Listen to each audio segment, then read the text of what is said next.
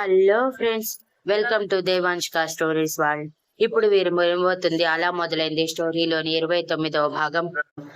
జాను కంగారు అర్థం చేసుకున్న రానా, నాకు ఇప్పుడే తెలిసింది, మన సంజయ్ కాల్ చేసి చెప్పాడు. నిన్న ఫైర్ యాక్సిడెంట్ జరిగితే హాస్పిటల్లో అడ్మిట్ చేశాను. ఫోన్ కూడా అక్కడే పోయింది. నన్ను కాంటాక్ట్ చేయడానికి తన ఫోన్ కూడా లేకపోవడంతో కాంటాక్ట్ చేయలేకపోయాడు. సరే, ట్రీట్మెంట్ జరుగుతుంది కదా, కంప్లీట్ అయ్యాక చేస్తానని ఆగాడంట. అందుకే ఇప్పుడు చేశాడు అని చాలా చాలా సింపుల్గా అనగానే జాను కంగారు క్షణంలో మాయమై అనుమానంగా రానా వైపు చూసింది. జానునే కాదు, ఆ సమాధానం విన్న మిగిలిన వాళ్ళందరూ కూడా అంతే అనుమానంగా రానా వైపు చూశారు. అంత పెద్ద ఇన్సిడెంట్ని చాలా సింపుల్గా చెప్తూ ఉంటే వాళ్ళందరి చూపుని ఏమాత్రం పట్టించుకొని రానా జాను భుజం చుట్టూ చేయి వేసి, నువ్వు అనవసరమైన ఆలోచనలు పెట్టుకోకు జాను. చెప్పా కదా, ఈ 15 డేస్ నువ్వెంత కేర్ తీసుకుంటే మన బేబీ అంత సేఫ్గా ఉంటుందని. సో నువ్వు అనవసరమైన ఆలోచనలు వదిలేసి హ్యాపీగా సేఫ్గా ఉండు అంటూ రాజేశ్వరి గారికి సైగ చేయగానే రాజేశ్వరి గారు అర్థం చేసుకొని జానుని తీసుకొని వెళ్ళిపోగానే, ఈ జానుతో పెద్ద కష్టమైపోతుంది. ఎవరికి ఏమీ కాకూడదు, కానీ దీనికి మాత్రం అందరూ ఏదైనా చేయొచ్చు. ఇది ఇలా ఉంటే చాలా కష్టం. మార్చాలి, అలా కఠినంగా మార్చాలి. అప్పుడే తనంతట తానుగా అందరి పని పడుతుంది అనుకుంటూ జాహ్నవి సమీర్ల పొజిషన్ ఊహించుకుని నవ్వుకుని తన రూమ్కి వెళ్ళిపోయాడు రెడీ అవ్వటానికి. రానా వెనకే రెడీ అయి వస్తాను అత్తయ్య అని చెప్పి వెళ్ళిన జాను అనుమానంగా రానా వైపు చూస్తూ ఉంటే రానా జాను చూపులు గమనించి, ఇష్, ఇదొకటి, మమ్మీ డాడీలతో పాటు దీనికి కూడా నా మీద కొండంత అనుమానం ఉంది అనుకుంటూ కావాలని అల్లరిగా కళ్ళు ఎగరేస్తూ, ఏంటి అలా చూస్తున్నావు? నిన్న మార్నింగ్ చూసినట్టు నన్ను మళ్ళీ చూడాలనిపిస్తుందా అని అడిగితే జాను అడుగులో అడుగు వేసుకుంటూ రానా దగ్గరికి వెళ్ళి, మీరు కానీ అలా చేయలేదు కదా రానా గారు అని అడిగింది కొంచెం భయంగా. ఏం మాట్లాడుతున్నావు నువ్వు? సమీర్ని నేనే చేస్తాను. 24/7 నువ్వు నాతోనే ఉంటున్నావు. ఇక నేను వాడిని ఏదైనా చేయగలనా అని విసుగ్గా మొహం పెట్టి అంటే జాను కళ్ళు చిన్నవి చేసి, మీరెక్కడ ఉన్నా మీరు అనుకున్నది చేయించగలరు రానా గారు. అది నాకంటే బాగా ఎవరికీ తెలియదు. నిజం చెప్పండి రానా గారు, సమీర్ని మీరేం చేయలేదు కదా? పొరపాటును కూడా అలాంటివి చేయకండి. నా వల్ల మీ మీద ఎటువంటి మచ్చపడటం నాకు ఇష్టం లేదు అని ఎమోషనల్గా అంటే రానా జానుని దగ్గరికి లాక్కొని తన వెన్ను తడుతూ, నో జాను, నేను ఎవరిని ఏమీ చేయలేదు. ఒకవేళ చేయాలనుకుంటే నీ పర్మిషన్ ఖచ్చితంగా తీసుకుంటాను, సరేనా? నువ్వు అనవసరమైన టెన్షన్స్ పెట్టుకోకు.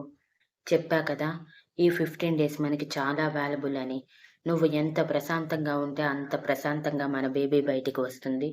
సో నువ్వు నోరు మూసుకొని ప్రశాంతంగా ఉండు అని సీరియస్గా చెప్పి తనని వదిలి, ఇక వెళ్దామా ఆఫీస్కి అని అంటే జాను అయోమయంగానే సరే అని తల ఊపి, ఆల్రెడీ తను కూడా రెడీ అయి ఉండటంతో హ్యాండ్ బ్యాగ్ తీసుకొని కిందకు వచ్చి తన అత్తయ్య మావయ్య ఆడపడుచు అందరికీ చెప్పి అత్తగారు ఇచ్చిన ఫ్రూట్స్ బాక్స్ తీసుకొని వాళ్ళ జాగ్రత్తల మధ్య రానాతో కలిసి ఆఫీస్కి బయలుదేరింది.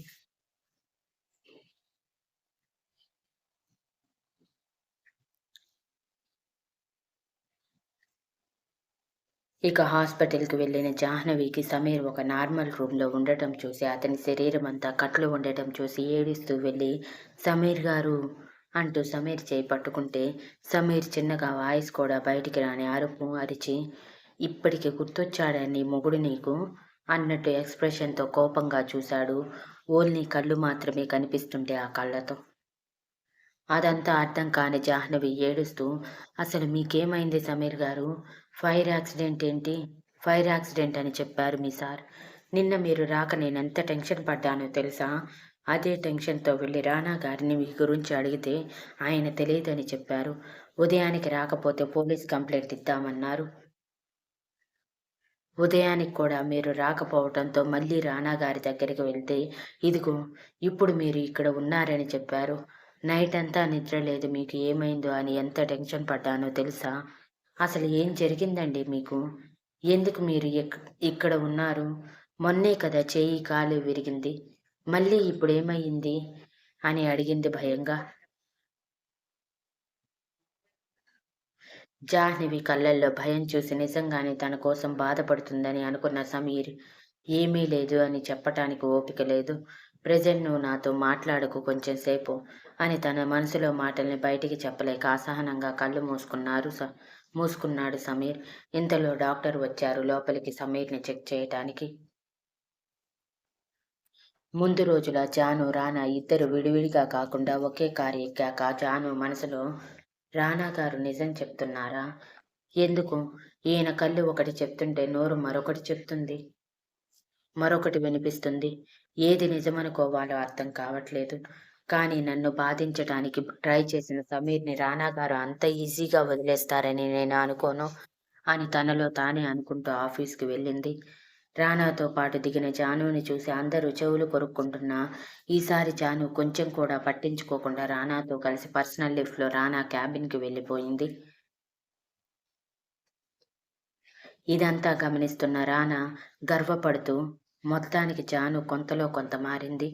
వీళ్ళందరినీ పట్టించుకోవటం వదిలేసింది. అది చాలు, మిగిలిన వాళ్ళందరినీ వదిలేసేలా నేను చూసుకుంటాను అని అనుకుని జానుని వర్క్‌లో ఎంగేజ్ చేశాడు.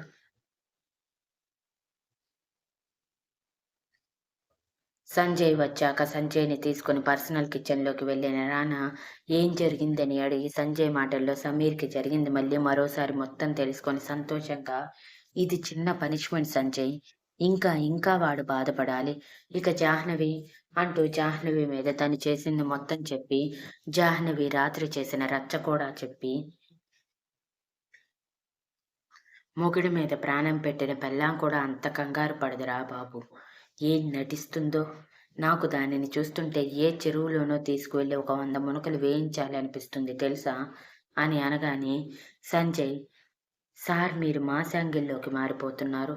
కొంచెం క్లాస్‌గా ఆలోచించండి అని అన్నాడు నవ్వుతూ.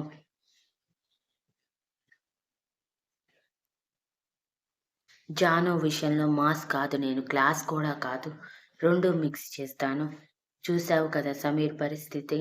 క్లాస్‌గా చేస్తే ఇలా ఉంటుంది. జాహ్నవిని మాస్‌గానే డీల్ చేశాను అని నవ్వుతూ చెప్పి, ఇదంతా నీకెందుకు చెప్తున్నానో తెలుసా? అంటే తెలియదు అన్నట్టు తల ఊపాడు సంజయ్.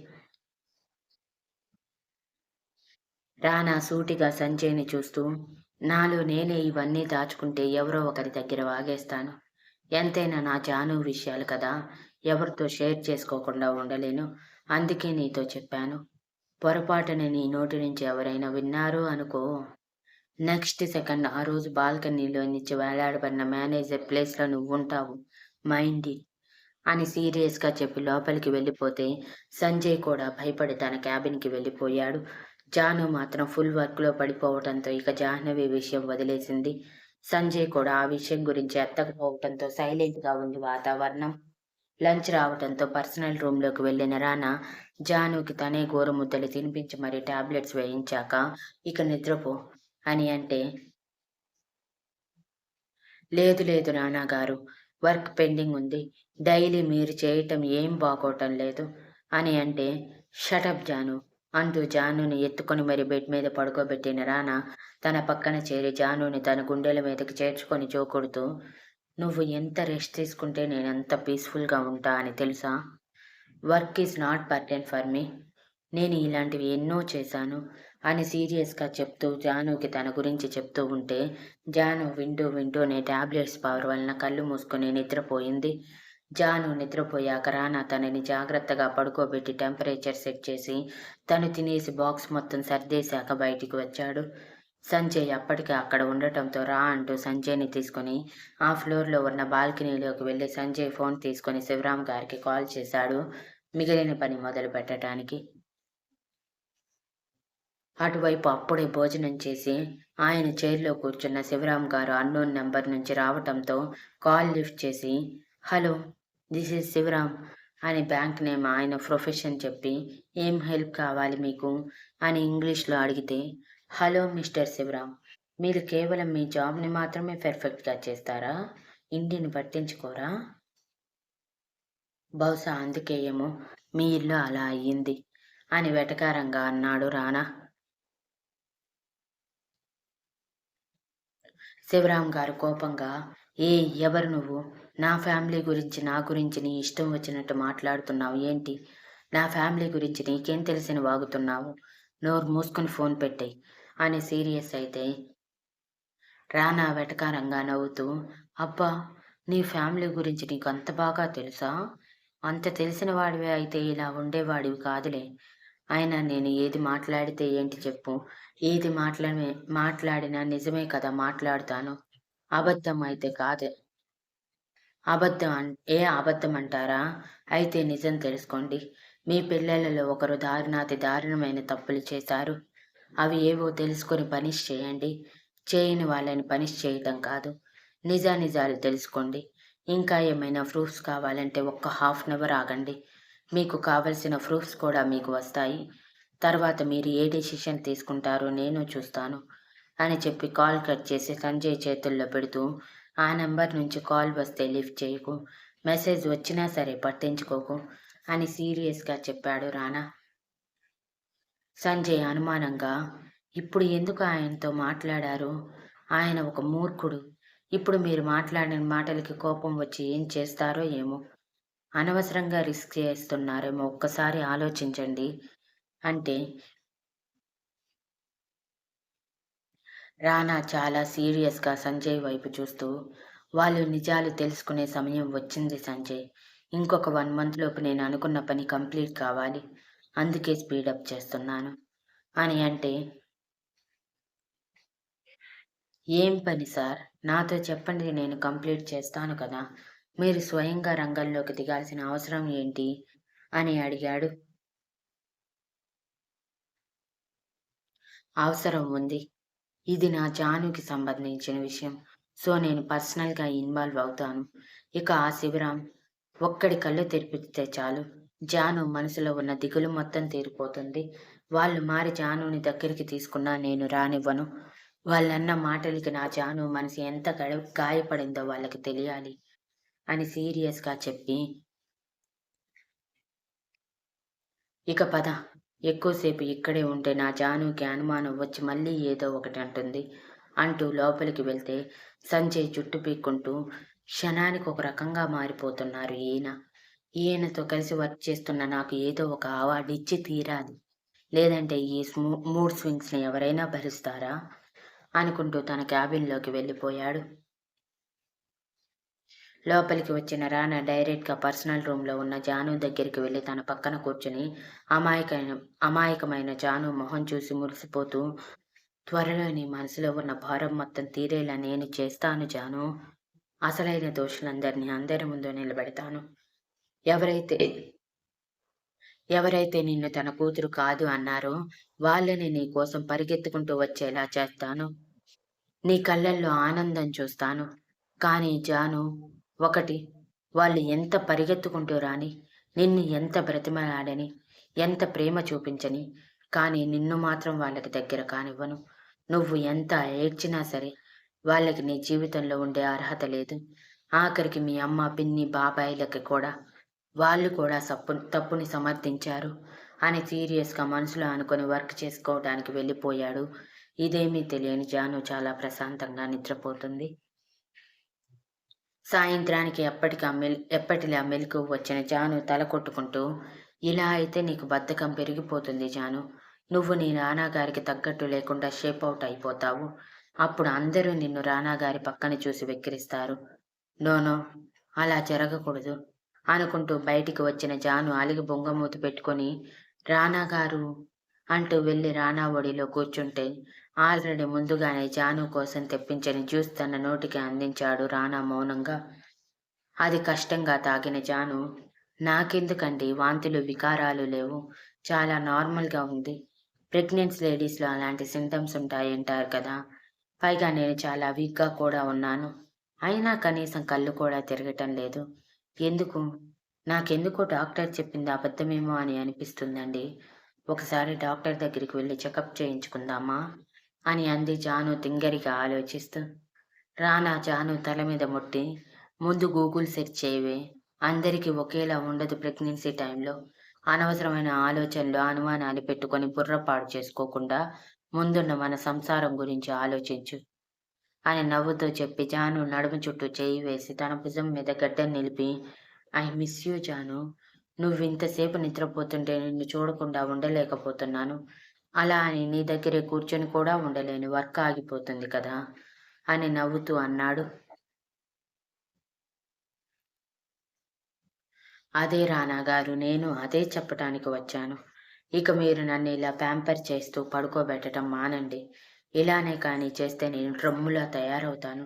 చూడండి, ఇప్పటికే కొంచెం వెయిట్ పెరిగాను అంటూ తనని తాను చూపిస్తే రానా వెటకారంగా నవ్వుతూ, అవునవును, బాగా వెయిట్ పెరిగావు అంటూ ఉండగానే రిసెప్షన్‌లో నీరజ వచ్చినట్టు ఇన్ఫర్మేషన్ రావటంతో జాను తల కొట్టుకుని, పాపం, ఏ విషయం చెప్పకుండా వచ్చేశాను. తను ఎంత కంగారు పడి ఉంటుందో. పిలిపించండి రానా గారు అని అంటే రానా తన బుగ్గ మీద ముద్దు పెట్టి, చిత్తం రాణి గారు అని నవ్వుతూ చెప్పి పంపించమని చెప్పాక జానుని లేపి తన పక్కన ఒక చైర్ వేసి కూర్చోబెట్టి జాను ఆశ్చర్యంగా చూస్తూ ఉంటే, చెప్పా కదా, నాకంటే హై పొజిషన్ నీది అని. నన్ను బొంగరంలా తిప్పగలిగే ఒకే ఒక్క వ్యక్తివి నువ్వు. సో నువ్వు నాతో పాటే ఉండాలి కదా! అని నవ్వుతూ చెప్పి పర్మిషన్ అడిగి లోపలికి వచ్చిన నీరజకి మనస్ఫూర్తిగా థాంక్ యూ చెప్పాడు రానా. నీరజ కోపంగా జాను వైపు చూస్తూ, థాంక్ యూ కాదు సార్. నాకు పిచ్చ కోపం వస్తుంది. అసలు దీనికి బుద్ధుందా? చెప్పా పెట్టకుండా వెళ్ళిపోయింది. కాస్త ఒక్కసారైనా ఫోన్ చేసి నేనిక్కడ ఉన్నాను, ఇలా ఉన్నాను అని చెప్పాలి కదా! నిన్న నైట్ అంతా రాకపోవటంతో ప్రాణం పోయినట్టయింది. మొన్న నైట్ కూడా రాలేదు. ఏం జరిగిందో తెలియలేదు.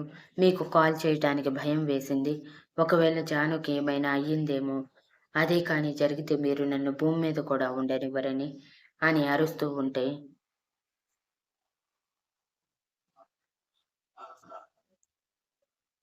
జాను నవ్వుతూ వెళ్లి నీరజని హత్తుకొని, thank you so much Neeraja.